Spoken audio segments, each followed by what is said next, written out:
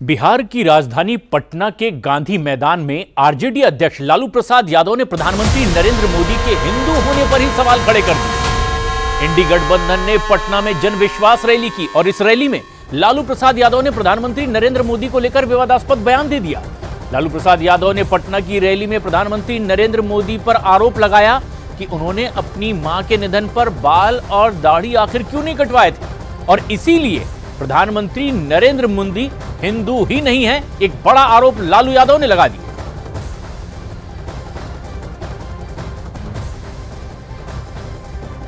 उन्होंने सीधे आरोप लगाया कि आखिर जो घटना हुई उसके आधार पर क्यों ना माना जाए कि वो हिंदू ही नहीं।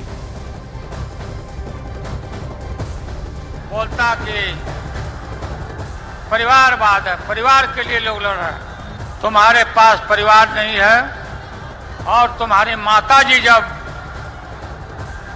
और तुम हिंदू भी नहीं है।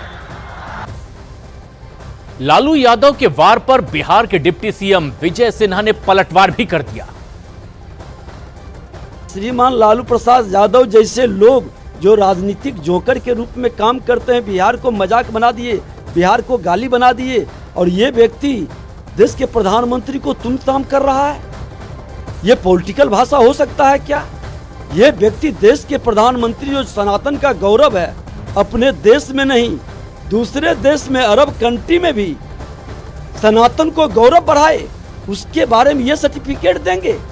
अरे जो तुष्टीकरण की राजनीति से अपनी सत्ता का खेला खेला, जो अपनी माई समीकरण का नाम ले करके लोगों के बीच उन्माद पैदा किया, जो व्यक्ति समाज को लड़ाने का, नरसंहार कराने का, लोगों को विधवा बनाने का, युवाओं के रोजगार छीनने का, निवेशकों को भगाने का, वसूली, रंगदारी, भ्रष्टाचार से अकुत संपत्ति बनाने वाला व्यक्ति देश के प्रधानमंत्री नरेंद्र मोदी जी के बारे में ये बोल रहे हैं, शर्म लगनी चाहिए। और सिर्फ विजय सिन्हा ही नहीं बल्कि बीजेपी नेता अजय आलोक ने भी लालू यादव और राहुल गांधी पर करारा पलटवार कर दिया। लालू यादव जी को लगता बीमारी के साथ साथ आंख में मोतियाबिंद भी हो गया है, दिखाई कम देता लगता है। अरे मंच पे राहुल गांधी बैठे हुए थे, नहीं दिखे? पारसी पिता ईसाई माता के पुत्र हिंदू नहीं हैं। राहुल गांधी दिखे नहीं है, पीएम मोदी दिख गए, जिसने 18 वर्ष 19 वर्ष की उम्र में संन्यास ले लिया था, परिवार का त्याग कर दिया था, सारे रिश्तों का त्याग कर दिया था। इतनी भी समझ नहीं है कि जो संन्यास ले लेता है उसके साथ किसी का तरह का कोई बंधन नहीं होता है। और हिंदू धर्म की जागृति जो नरेंद्र मोदी ने पूरे देश में किया है, वो आज तक किसी ने नहीं किया। ज्ञान देते हैं। कई बड़े सवाल खड़े हुए। इंडी गठबंधन इस वक्त आखिर कहां खड़ा है, जहां सीटों की लिस्ट जारी करना तो दूर, पार्टी के बीच सीट बंटवारे तक पर कोई फाइनल लिस्ट सामने अब तक नहीं आ पाई है। महागठबंधन के बीच एक नहीं कई पेच इसी तरह के फंसे हुए हैं और बंगाल से लेकर महाराष्ट्र तक महागठबंधन एकजुटता के नारों के बीच में सिसकियां भरता दिखाई दे रहा है। और इंडी गठबंधन जिसका लक्ष्य है कि एक एक सीट पर बीजेपी को घेरा जाए, प्रधानमंत्री नरेंद्र मोदी की सत्ता वापसी को रोका जाए, कहीं पहुंचने में अब तक के वो कामयाब भी नहीं दिख रहे। पटना में लालू यादव बोलने के लिए खड़े हुए और अभी बोल ही रहे थे कि राहुल गांधी मन से उतर गए।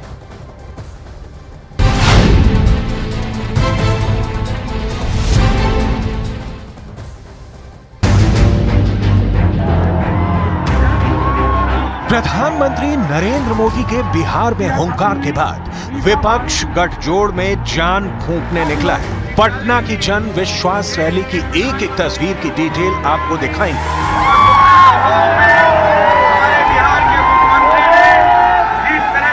शुरुआत जन विश्वास रैली के मंच से, जिसका रंग हरा है, मतलब आरजेडी का, जिसके मंच पर इंडी गठबंधन के सहयोगियों को बुलाया गया है। तेज प्रताप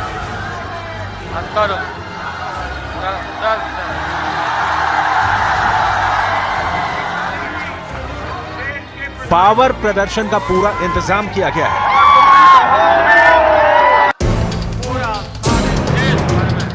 लेकिन ये क्या, अभी तो लालू बोल ही रहे हैं कि कांग्रेस नेता राहुल गांधी मंच से उठकर चले गए हैं। राहुल जी अच्छा गए। भीतर खलबली हो तो बाहर उसका प्रकटीकरण स्वभाव है। पटना की जन विश्वास रैली में यही दिखा। आलम तो ये है कि बीजेपी जहां लोकसभा चुनाव के लिए 1/3 सीटों पर अपने उम्मीदवार का ऐलान कर चुकी है, वहां इंडी गठबंधन रोजाना 2 कदम आगे बढ़ाता है तो 4 कदम पीछे खींच लेता है। एनडीए सरकार को घेरने का, प्रधानमंत्री नरेंद्र मोदी के खिलाफ मोर्चाबंदी का और 400 सीटों की जीत के उम्मीद के खिलाफ इंडी गठबंधन कहां खड़ा है, जरा नजर डालिए। टूटी हुई शाखों पर नए पत्ते नहीं आते। इस देश में नफरत क्यों फैल रही है? भाई और बहनों, नफरत का सबसे बड़ा कारण देश में अन्याय है। अन्याय, युवाओं के खिलाफ अन्याय, आप सबके खिलाफ अन्याय, किसानों के खिलाफ अन्याय, सामाजिक अन्याय, आर्थिक अन्याय। नारा तो ये होना चाहिए यूपी और बिहार मिलकर के 80 और 40, 120 हराओ भाजपा हटाओ, 120 हराओ भाजपा हटाओ। पश्चिम बंगाल ममता बनर्जी इंडी गठबंधन को छोड़ चुकी हैं। बिहार में नीतीश कुमार, जो इंडी गठबंधन के सूत्रधार हुआ करते थे, एनडीए ज्वाइन कर लिए हैं। महाराष्ट्र में शरद पवार की बची पार्टी, उद्धव ठाकरे की बची खुची पार्टी और कांग्रेस के बीच सीट शेयरिंग का गणित अब तक जमीन पर नहीं उतर पाया है। उत्तर प्रदेश, जहां अखिलेश यादव ताल ठोक रहे हैं, लेकिन आरएलडी बीजेपी के साथ आगे बढ़ गई है। तो पश्चिम बंगाल 42, बिहार 40, महाराष्ट्र 48, उत्तर प्रदेश 80, सिर्फ इन 4 राज्यों में लोकसभा की 210 सीटें हैं और यहीं इंडी गठबंधन या तो टूट चुका है या टूटने की कगार पर है। बीजेपी ने प्रतिक्रिया दी है। जन विश्वास रैली के बारे में बीजेपी नेता रविशंकर प्रसाद ने क्या कहा, सुनिए, आपको आगे दिखाएंगे। महागठबंधन के मंच से कैसे लालू प्रसाद यादव आरजेडी के भविष्य की गाथा रचना चाहते हैं और मजबूत करना है। अच्छा भाई, फिर कह रहा हूँ, आप पटना आए हैं तो कुछ ना कुछ तो बोलेंगे ना। तो उनके बोलने से ना हम परेशान हैं, ना इसको गंभीरता से लेने की आवश्यकता है, क्योंकि जिस अलायंस का कुछ पता नहीं कब कौन किसके साथ चलेगा और कौन बाहर निकल जाएगा, उसके लिए हम क्यों परेशान हो। देश मोदी जी के साथ चलेगा, भाजपा के साथ, एनडीए के साथ, अब की बार 400 के पार। जन विश्वास रैली पर बीजेपी के अविश्वास का कारण आरोप नहीं है, ये इंडी गठबंधन की कुंडली है जिस पर राहु की वक्र दृष्टि है। उदाहरण देखिए, जोर शोर से आम आदमी पार्टी और कांग्रेस के बीच दिल्ली में सीट बंटवारे का ऐलान हुआ, लेकिन पेच ऐसा फंसा कि अब तक धरातल पर कौन कांग्रेसी उम्मीदवार कहां से लड़ेगा और कांग्रेस दिल्ली की 7 सीटों पर से कितने पर लड़ेगी, अब तक क्लियर नहीं है।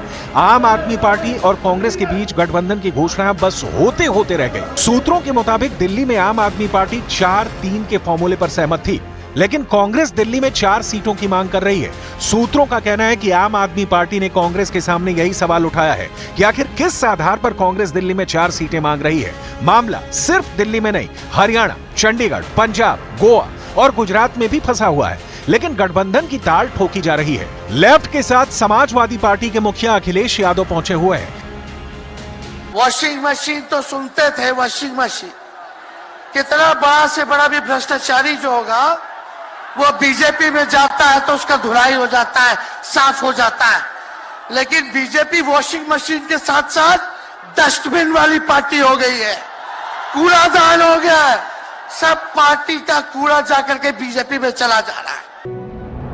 गठबंधन में कौन सा चुनावी समीकरण तय होगा, कौन किस सीट से लड़ेगा, फिलहाल खूब अंधेरे में हैं इन सवालों के उत्तर। जवाब विपक्ष के पास बस जुबानी है कि हम साथ साथ हैं। बीजेपी वॉशिंग मशीन के साथ साथ डस्टबिन वाली पार्टी हो गई है, कूड़ादान हो गया है। एक तरफ नफरत, हिंसा, अहंकार और दूसरी तरफ मोहब्बत। 120 हराओ भाजपा हटाओ। भागीदार बनोगे? बताओ, हाथ उठा के बताओ, बनोगे ना? दिल्ली के ऊपर कब्जा करना है।